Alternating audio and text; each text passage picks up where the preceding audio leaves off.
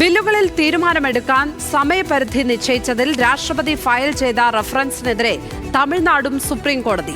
Reference നിയമപരമായി നിലനിൽക്കില്ല എന്നും രാഷ്ട്രപതിയുടെ അപേക്ഷ തള്ളണമെന്നുമാണ് ആവശ്യം. ഷപ്ന ചേരുന്നു വിവരങ്ങളുമായി ലീഗൽ ഡെസ്കിൽ നിന്ന്.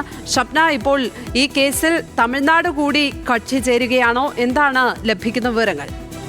ലക്ഷ്മി, കഴിഞ്ഞ ദിവസം കേരളം ഇത്തരത്തിലൊരു അപേക്ഷ നൽകിയിരുന്നു.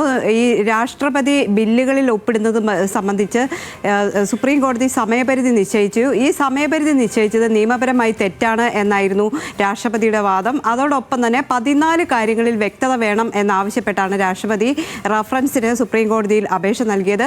എന്നാൽ ഇപ്പോൾ കേരളവും അതോടൊപ്പം തന്നെ ഇന്നിപ്പോൾ തമിഴ്നാടും സുപ്രീം കോടതിയിൽ ആവശ്യപ്പെടുന്നത് ഇത്തരത്തിലൊരു റഫറൻസ് നിയമപരമായി നിലനിൽക്കില്ല. റഫറൻസ് അല്ല നൽകേണ്ടത്. കോടതി തീരുമാനമെടുക്കാത്ത കാര്യങ്ങളിലാണ് റഫറൻസിന് അധികാരമുള്ളത്.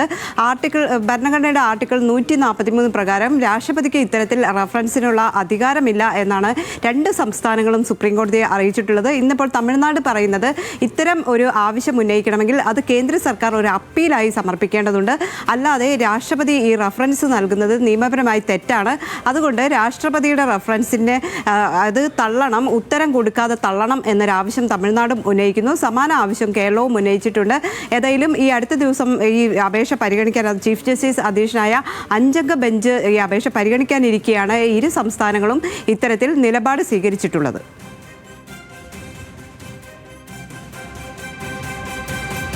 ഷപ്നയാണ് ലീഗൽ ഡെസ്കിൽ നിന്ന് വിവരങ്ങൾ പങ്കുവച്ചപ്പോൾ.